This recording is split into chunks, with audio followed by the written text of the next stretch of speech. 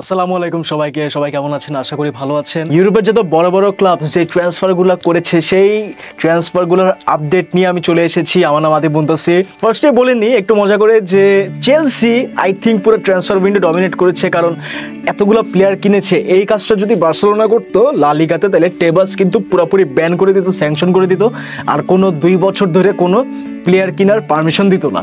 কারণ FFP rule, যেটা financial fair play rule, সেটা লা লিগাতে আই গেস আছে, প্রিমিয়ার লিগে নাই। না হলে এতগুলা প্লেয়ার আসলে এক সিজনে কিনা I don't think it's feasible for clubs.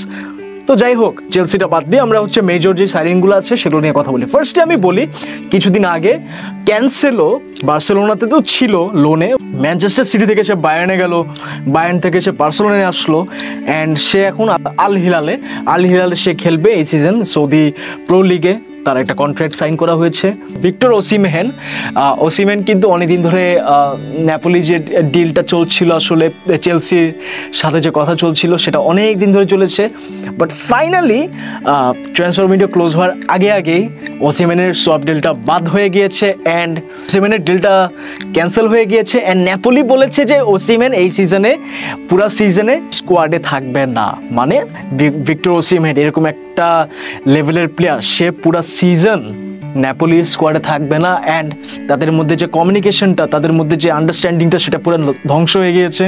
And চেলসিতেও সে যেতে পারলো না, নেপোলিতেও সে থাকতে পারলো না। তো I think this is the end of his career. এখন থেকে আসলে beginning of the end of his career. তো আই জেনুইনলি হোপ নট, কারণ সে অনেক ভালো একটা প্লেয়ার। সামনে দেখা যাক কি হয়। অ্যারন রামসডেল আর্সেনাল থেকে চলে গিয়েছে সাউথহ্যাম্পটনে, যেটা 30 মিলিয়নের একটা ডিল ছিল। জেডন স্যানচো আমরা জানি যে ডর্টমুন্ড থেকে ম্যানইউ এসেছে, আসার পর থেকে অনেক বেশি ইনজুরি প্রোন হয়ে গিয়েছিল, অ্যান্ড ইনজুরির কারণে তার ম্যাজিকগুলো আমরা দেখতে পাইনি। মাঝখানে এক সিজন তো ডর্টমুন্ডেও গিয়ে কাটিয়েছিল, অ্যান্ড ভালো খেলেছিল। তো সে এখন ইউনাইটেড থেকে চেলসিতে চলে গেল, আর 25 মিলিয়নের একটা অফার ছিল, অ্যান্ড 25 মিলিয়নই আসলে টার্গেট করে চেলসি বিট করেছেন। চেলসিতে সে এই সিজন থেকে খেলা কন্টিনিউ করবে। রাহিম স্টার্লিং, যেই প্লেয়ার কিনা প্রিমিয়ার লিগের যে টপ ক্লাবস ওখানে রিভলভ করেছে অ্যান্ড রোটেট করে খেলেছে, যেমন সিটিতে খেলতো, লিভারপুলে খেলতো, এরপরে সে চেলসিতে অনেকদিন খেলেছে, এখন সে আর্সেনালে খেলছেন। এই বিষয়ে মিকেল আর্তেটা, যে আর্সেনালের কোচ, সে বলেছে যে এরকম একটা এক্সপিরিয়েন্স প্লেয়ার আমাদের দরকার ছিল অনেকদিন ধরে, অ্যান্ড এরকম পটেনশিয়ালওয়ালা প্লেয়ার রাহিম স্টার্লিং অনেকদিন ধরে খেলেছে টপ লেভেলে, অ্যান্ড এরকম একটা প্লেয়ার দরকার ছিল। অ্যান্ড স্টার্লিংও বলেছে যে আমি আমার বেস্টটা এই সিজনে দিব, অ্যান্ড আপনারা দেখবেন আমার বেস্টটা আসলে এই সিজনে। সো দেখা যাক স্টার্লিং কী করতে পারে। আইভান টনিকে আমরা দেখেছি ইউরোতে, যেখানে সে নিজের জন্য একটা নাম বানিয়েছিল, অ্যান্ড ব্রেন্টফোর্ড থেকে আল আহালি, সৌদি ক্লাব আল আহালিতে চলে গিয়েছে। 45 মিলিয়নের একটা অফার পেয়েছিল, অ্যান্ড 45 মিলিয়ন লেগেছে তাকে কিনতে।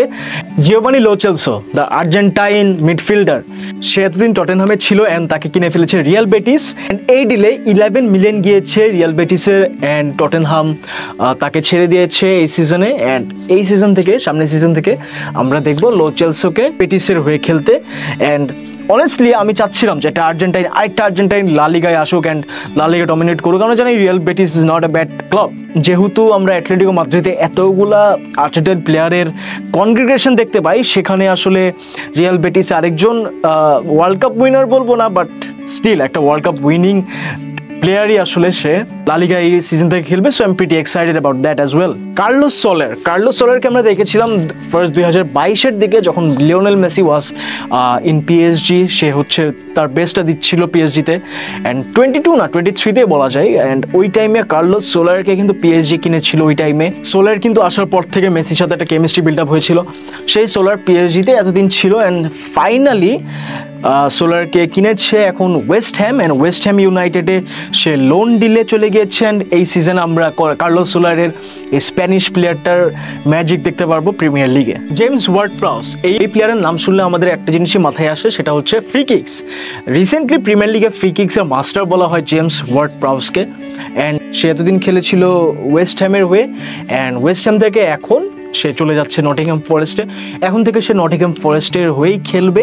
And West Ham top tier club আমি বলতে পারবো, মানে টপ টিয়ার বলতে টপ 5-এর নিচে যে ক্লাবগুলো আছে 10 পর্যন্ত, সেই ক্লাবগুলোর মধ্যে কিন্তু ওয়েস্ট হ্যাম পড়ে, বাট নটিংহ্যাম ফরেস্ট কিন্তু সেই ক্যালিবারে এখনো যেতে পারেনি। তো আই এম নট শিওর এটা কীভাবে ওয়ার্কআউট করবে for James Ward Prowse, but I think he deserve the better club. And দেখা যাক কি হয় এই সিজনে। তো এই ছিল আমাদের পক্ষ থেকে transfer update, and thank you so much for watching this video. And if you like this video, please don't forget to like, share and comment on this video, and let us know your opinions as well. Thank you so much and take care.